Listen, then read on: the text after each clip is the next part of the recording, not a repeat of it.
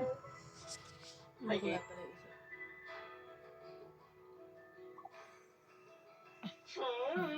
In fairness, feeling ko bet ka niya. Ewan ko sa'yo, Winston. Tara na nga.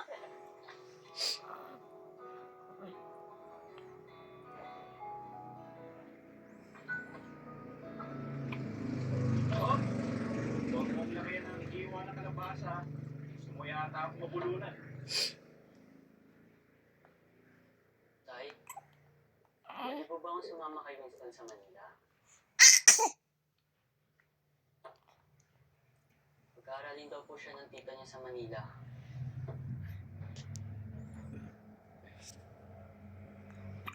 Paano tuition ka ba? Hindi na makahinga. Pwede naman po ako magtrabaho doon habang nag-aaral. Mahirap yun. Hindi mo kakayanin yun.